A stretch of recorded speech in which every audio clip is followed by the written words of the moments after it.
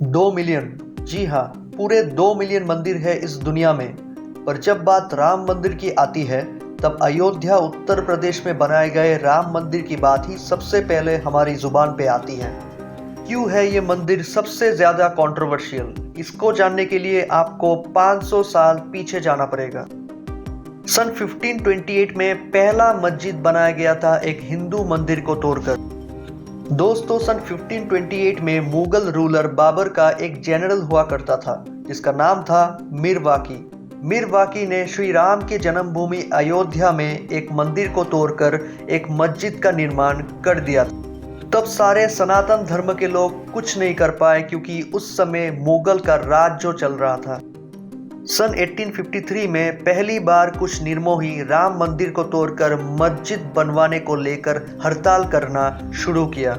उसके 6 साल बाद ब्रिटिशर्स ने उस जगह को एक पार्टीशन बनाकर ये ऐलान कर दिया कि वहाँ की मुस्लिम्स अब वही मस्जिद में प्रे कर सकेंगे और वहाँ की जितनी हिंदू है वो मस्जिद के बाहर जाकर अपनी धर्म की आस्था कर सकेंगे। उसके बाद 23 दिसंबर 1949 को अयोध्या पुलिस ने एक एफआईआर दर्ज किया। एक अभीरा दास नामक एक आदमी ने बाबरी मस्जिद के अंदर श्री राम की मूर्ति को स्थापित कर दिया। उसके बाद अयोध्या के हसीम अंसारी नामक एक युवक ने वहां की अदालत से ये मांग की कि मस्जिद से भगवान राम की मूर्ति को हटाया जाए। उसके बाद गवर्नमेंट ने उस जगह को पूरी तरह से लॉक कर दिया, पर वहां के पुजारियों को ये परमिशन था कि वो अंदर जाकर श्री राम की पूजा डेली बेसिस पे कर सके। उसके बाद 1961 में सुन्नी सेंट्रल वक्फ बोर्ड ने गाजियाबाद कोर्ट से ये कहते हैं कि बाबरी मस्जिद पूरी तरह से सुन्नी सेंट्रल बोर्ड की प्रॉपर्टी है।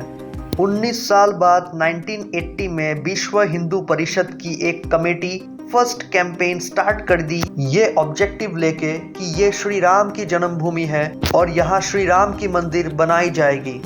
6 साल बाद सन 1986 में अयोध्या कोर्ट ने यह ऐलान कर दिया कि हिंदू पुजारी बाबरी मस्जिद जाकर पूजा ऑफर कर सकते हैं। तब के प्राइम मिनिस्टर कोर्ट की डिसीजन को कंप्लाइंट करते हुए ये ऑर्डर दे दिया कि बाबरी मस्जिद के गेट्स को खोल दी जाए। सन 1989 में विश्व हिंदू परिषद बाबरी मस्जिद के नजदीक राम मंदिर का निर्माण शुरू कर दिया। उसके ठीक कुछ ही समय बाद विश्व हिंदू परिषद के वाइस प्रेसिडेंट जस्टिस देवकी नंदन अग्रवाल एक केस फाइल करते हैं और कहते हैं कि अयोध्या से बाबरी मस्जिद को परमानेंटली हटाकर कहीं और लिया जाए। उसके बाद 4 पेंडिंग केसेस गाजियाबाद कोर्ट से हाई कोर्ट में ट्रांसफर कर दिया गया।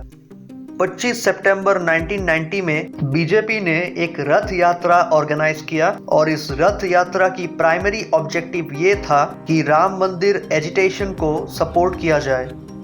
उसके बाद आती है सन 1992।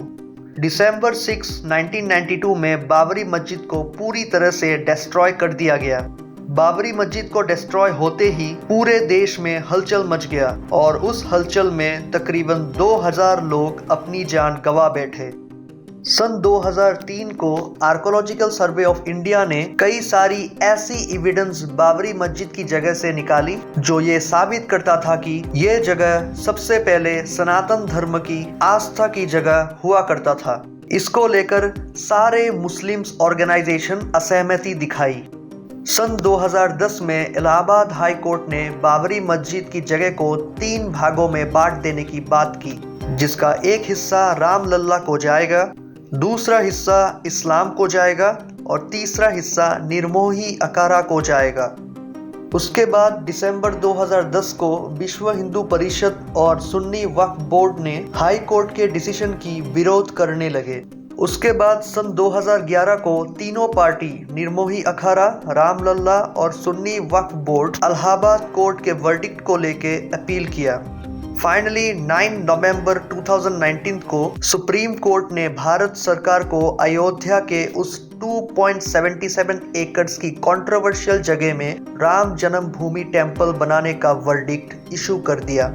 उसके ठीक 1 साल बाद 5 अगस्त 2020 को हमारे प्राइम मिनिस्टर श्री नरेंद्र मोदी ने राम मंदिर की फाउंडेशन स्टोन उस जगह में स्थापित कर दिया और उसके साथ हमारे पीएम ने राम मंदिर को लेकर कॉमेमोरेटिव पोस्टल स्टंप भी रिलीज कर दिया। और अब आखिर वो दिन आ ही गया जिसकी पूरी देश को नहीं बल्कि पूरी दुनिया को पिछले 500 साल से इंतजार था। 22 जनवरी 2024 को उत्तर प्रदेश के अयोध्या शहर में हमारे प्रधानमंत्री श्री नरेंद्र मोदी के द्वारा राम मंदिर की उद्घाटन किया जाएगा। वहां पीएम के साथ यूपी के CM mister Yogi Adityanath, RSS chief Mohan Bhagwat, UP governor Anandiben Patel और उनके साथ कई सारे प्रसिद्ध व्यक्ति शामिल रहेंगे। उद्घाटन का समय है 12:15 से लेकर 12:45 तक। जय श्री राम।